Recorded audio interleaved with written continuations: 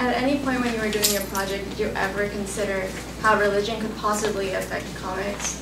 And usually it's not something that's associated with comics, and it's not something that you would think would deal with comics. However, we've seen that it does. It doesn't seem like it would be important, but after we've conducted our research, it's proven by different experts that it is in the DNA of comics and that it's a system that it follows. So what are comics? Comics are a medium through which we can deliver messages by manipulating text and images. Think back to your history class. What is the one thing people like to do with the religion they practice? Spread it. Comics serve as a suitable medium through which people have the opportunity to convey religious thought, and therefore has many effects, including shaping the economy, comic structure, opinions of people, and even the morals and stories of superheroes. Here we have 2 quotes from experts that have commented on the diversity of superheroes.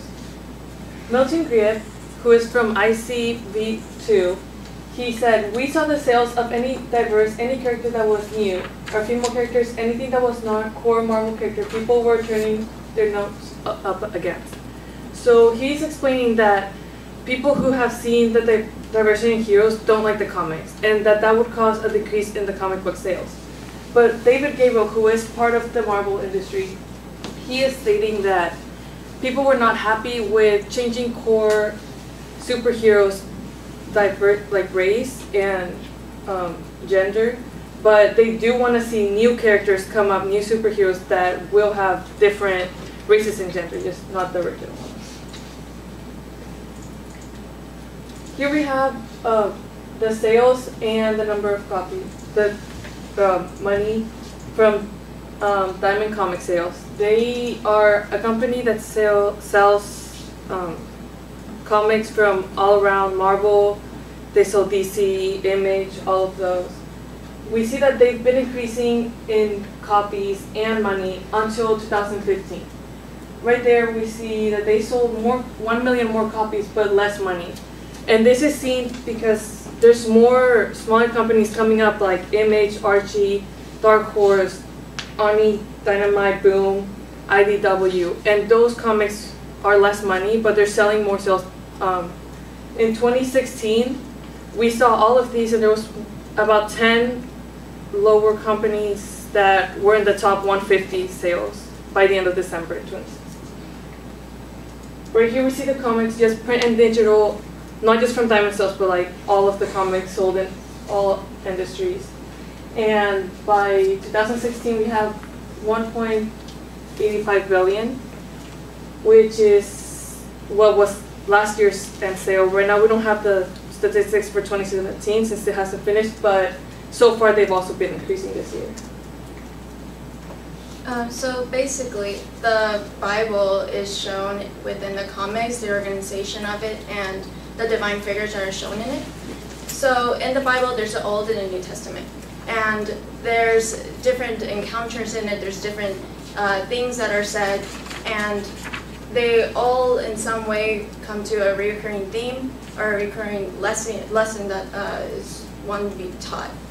In the comics, there's comic series, and there's not just one series, there's many.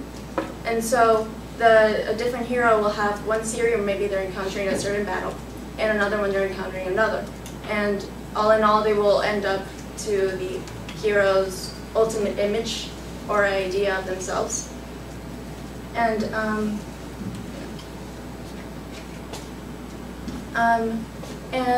Superman is a good example of this.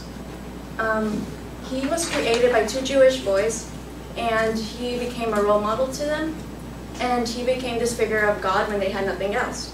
So, it's proven by Deseret Company in Salt Lake City that he is actually famous because of this. He's famous because of his allusion to Christ, because of his allusion to the Bible.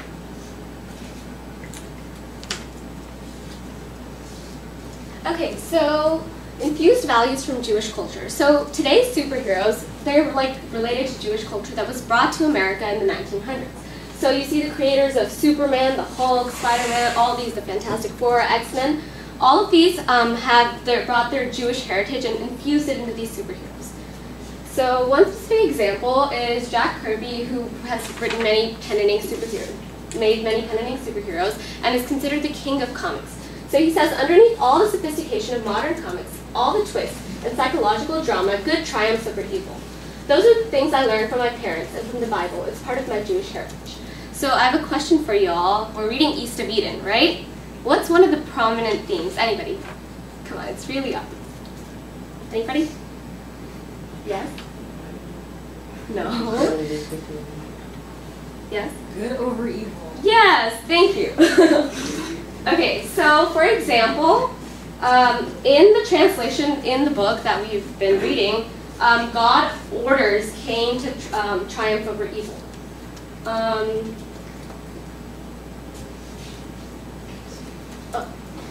So religious values can conflict and contradict with one another. So sometimes American comic book authors have to choose the most relatable and least contradictory values to the American population, because between religions there exist many differences. For example, in Iceman, Xena Grace's Iceman, it's a gay superhero. So the author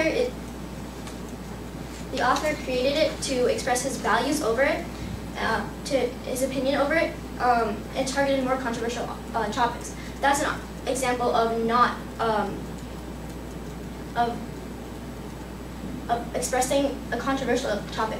But sometimes American comic book authors have to choose the most relatable values, and because there's many divides. For example, in 1996, the Presbyterian Church had divides over gay and lesbian ordinations and ceremonies, and there's a divide between the East and the West and the South. So it just depends, because you can't generalize. Okay, so there are some limitations.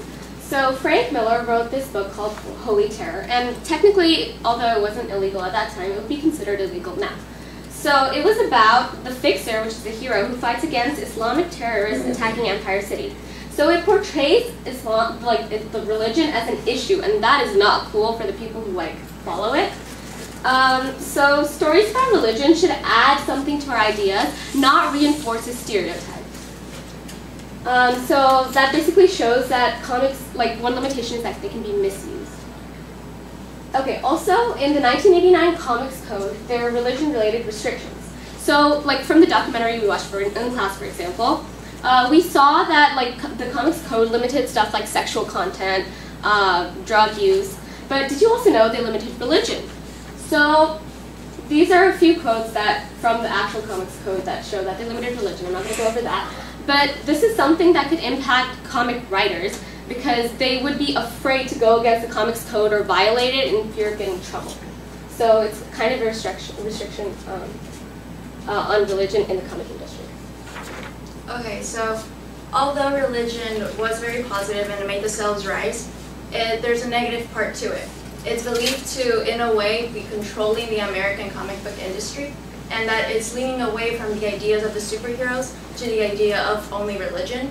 And the comic industry, such as Marvel and DC, still have to please the overall audience and the general public. So this would be a consequence of it.